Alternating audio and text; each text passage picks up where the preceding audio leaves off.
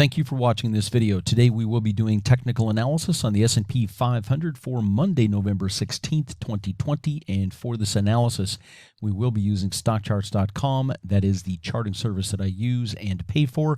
And I will leave a link to their site in the description box below this video. My name is Rodney Constable. I have over 30 years of investing experience, including over 25 years of experience trading stocks and options. I'm a former financial advisor, a former vice president of a major mutual fund company, and I am the president and founder of Simple Market Signals at simplemarketsignals.com. Today, the S&P 500 was up 1.16%, and we closed at 3626.91. So this is another new all-time closing high on the S&P 500, and this is the first day ever where all of the trading in the S&P 500 was above 3600. So you can see here that we opened at 3600.16. So this is this gap up. And by the way, this is a 2-day, 2-minute candlestick chart of the S&P 500. So sorry, I didn't say that to begin. So this is, of course, Friday here, and I wanted to show you this gap up here at the opening this morning. And then this blue line is set at 3600. So again, as I was saying, this trading today, this is today's trading right here on this 2-day, 2-minute candlestick chart. And what we know here is that this is the first time we've traded with all of the trading on the S&P 500 above 3,600. So pretty milestone day there, guys. I'm a geek, right? So I like this kind of stuff. It's fun for me. But anyway, so we gapped up at the open. We opened at 3,600.16. The low of the day, 3,600.16. We hit the intraday high of 3628.51 and closed just below that at 3626.91. So we closed just a couple of points below the high of the day, which of course the high of the day was right here, and here is the close. And so we can see here that at the end of the day we had this this push for the last couple minutes of the day that took us just right towards the highs of the day, just a hair under. So again, just another stellar day in the market. This next chart is a 7-day, 10-minute chart of the S&P 500. And the reason I wanted to use this is we've had two very similar things happen this Monday and last Monday. So today, the rally, the gap up, and all the positive trading was on the back of the Moderna vaccine news, and their vaccine, apparently through their testing, they're saying it's 94 to 95% effective. And last Monday, right, we go back here, this is last Monday where we had very similar trading, big gap up and traded above 3,600 for a bulk of the day, but closed beneath it.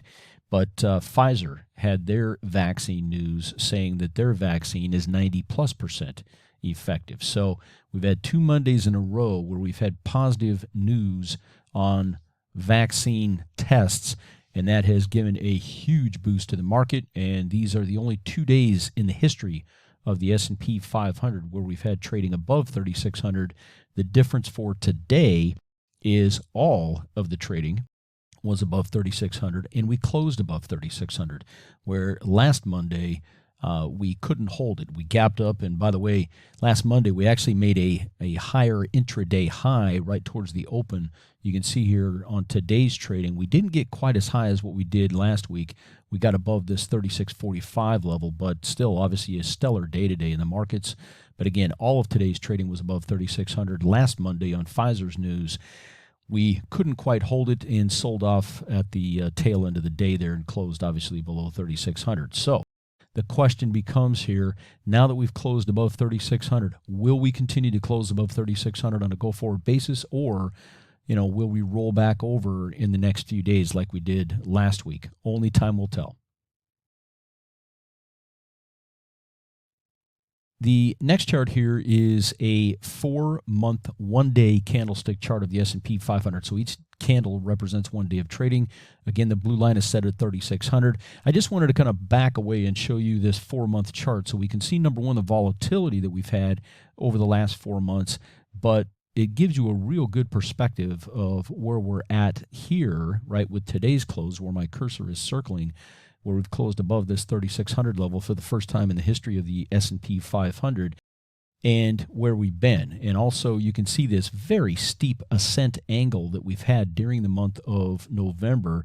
We bottomed on October 30th, and we just had this really steep ascent angle. So it would be reasonable at some point, maybe it starts tomorrow, who knows, for us to expect to give at least part of this massive gain back, right? I mean, it's just normal, right? The market moves up, then it pulls back, then it moves up and pulls back. That's the normal sequence. So we've had a huge run up here over the last, 2.5 weeks. So at some point, we're probably going to have to give part of this back. Now, when and if the market pulls back, the support levels below where we are currently trading, and I've went back to an hourly chart because it's easier for us to see the support and resistance levels on the hourly chart, because a lot of this has just been put in the last few months. So on the daily charts, it's not as discernible where these support levels are.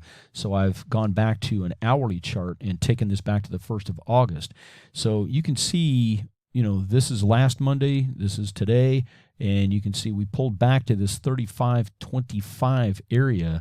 So this top blue line is 35.25. There's a little support here, guys, but not a lot. But if we do roll over, that might be the first stopping point. And you can see at 3,500, there's a little bit more support here at 3,500. But again, that only goes back to the end of August. That's the first time we ever got up to that level. So the real support beneath where we are currently trading starts at 34.20. And it gets stronger if we get down to 33.30. So, you can see here that the 34.20 level is about halfway in between where we started this recent rally and where we're at right now. And oftentimes, the market will pull back either a third or a half of, it's pretty normal, right? You make a move, you give a third to a half of it back. So if we are going to give half of this gain back, that would coincide with or take us down to this 34.20 level. So I think, we should at least be prepared for the possibility over, the next few days, if we start to roll over, for some type of a pullback to possibly the 34.20 area. It may not get this far, may get worse, right? But when we're looking at statistical probabilities and looking at the market, we at least need to prepare ourselves for the possibility of something happening, okay? Because you can see here where we hit these peaks, we went down, hit these peaks, we went down. So if this is at least a short-term double top, right, on the back of this really good vaccine news, then, it would be reasonable for us to expect the market to pull back to at least this 3,500 to 35.25 level, if not 34.20. So just kind of wanted to bring some of that to you guys' attention. We've come a long way in a short period of time. It's definitely possible these markets continue to march higher, but we should at the same time be prepared for some type of a pullback, because that is only normal in investing and trading. Do you know the level of risk in the stock market on an ongoing basis? Simple Market Signals. It's like having risk radar for the U.S. stock market. Simple Market Signals is less than $20 per month. Simple Market Signals is for financial professionals and individual investors. What is it costing you to not have this information? To get started, go to simplemarketsignals.com.